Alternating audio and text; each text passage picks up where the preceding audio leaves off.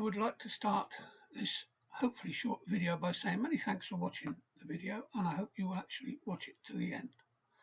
I wanted to make this video ever since the BS started, but was advised by several of my loyal followers who tell me they've seen through all the BS, to leave it till after the BS stops, which I've done.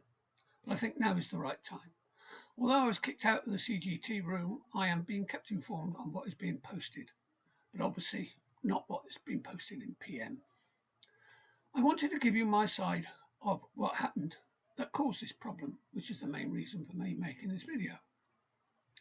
I made a mistake, for which I have apologised to Dean twice, once on a live chat and once more on a Skype chat box. I was asked by one member who lost out with a referral for my side of the story. I told her what I would tell you now. She said, okay, let's move on. She actually lost a referral, so I promised her that I will replace that referral for her as soon as I get somebody who replies to my advertising and asks for a link. So here's what happened. I entered a Skype room chat with a new member, and I told him that Dean can sometimes be a bit abrupt, which, as we all know, he can.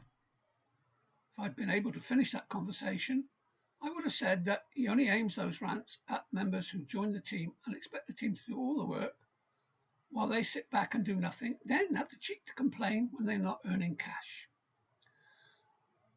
But I never finished that conversation before it all kicked off. I actually agree with Dean on why he does it.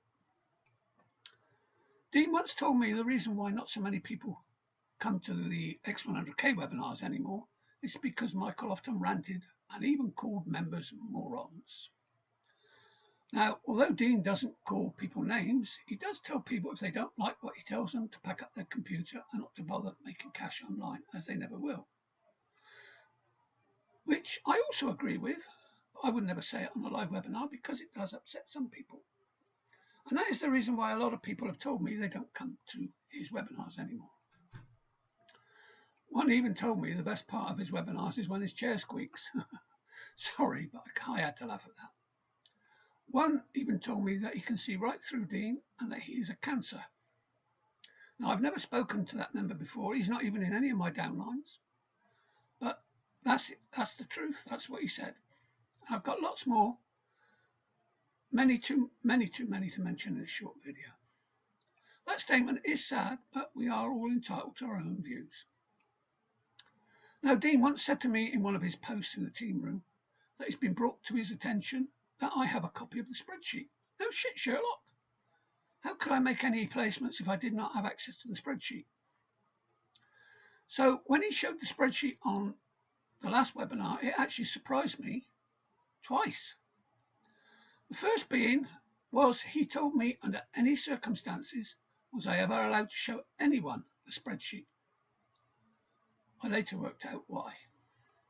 And that's the reason why I made the short demo spreadsheet in the webinar, in the videos for gold, because he didn't want me to show the spreadsheet. Secondly, it was not the same one I had been working on when I made the last placement. Now I need to tell you this. When Dean started the team build, he started the spreadsheet as a Google Doc. I don't know if you know this, but unless he gives permission, nobody can open it. But if ever I made any changes or inputted any new text, he received an email telling him. So it was not possible for me to do anything without him knowing. In the beginning, he kept making changes, moving people around. But eventually he did the best and the fair way, and that was putting them in referral number order. Whenever I placed anyone, I always placed them in the next available spot, despite him telling me on a few occasions to place the next person under someone that was not next to have someone placed under them. This I never did. I'm sure he'll deny it, but it's true. We did, however, between us decide that because George and Michael were bringing in teams, we should give them priority to get their 3. Not to fill the coin, just to get their 3.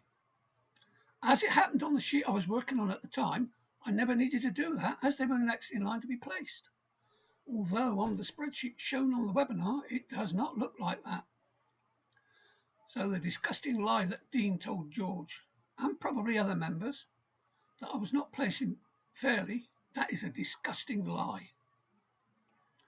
I never lie. And that's probably why I have such a loyal following. I never have, and I'm never going to start. Not now or ever. I believe in the truth, the whole truth, and nothing but the truth, even if it's upsetting.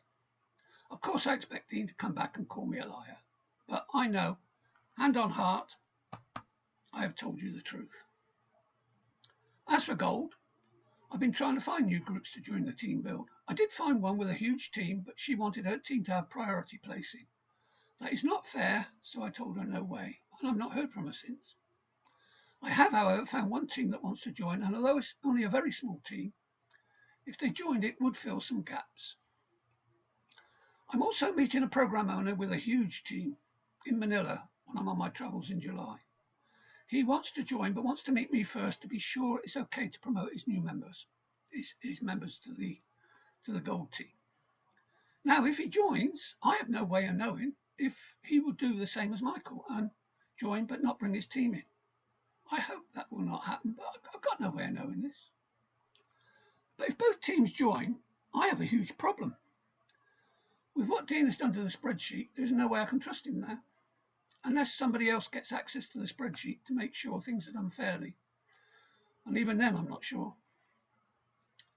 I've not made my mind up yet, but as you saw on the webinar, that Dean's second coin one is filling from my own team, not his own team.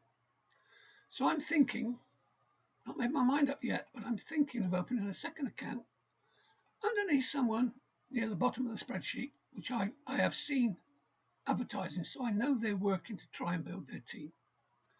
And then bringing in those new teams and any more that I find, so that that member and their sponsor benefits from my work in finding new teams and not my sponsor.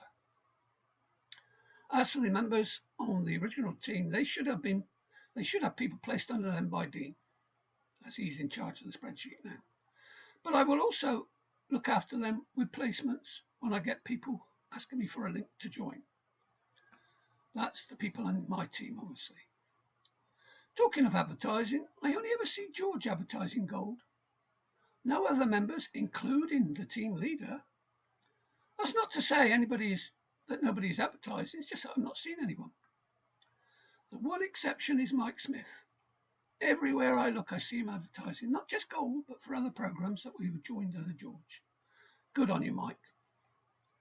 Whatever happens is for you to decide if you still want to be friends with me.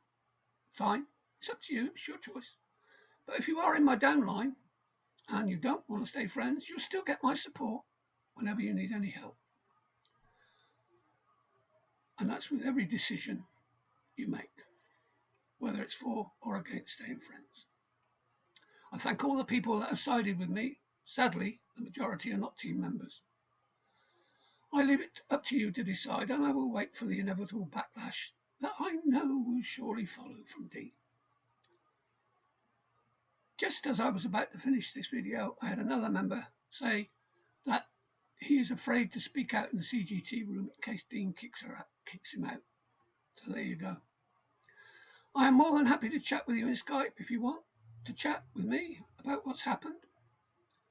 So if you decide I'm not worthy, then I wish you all the very best in all that you do, and thank you for watching the video to the end. Thank you and goodbye.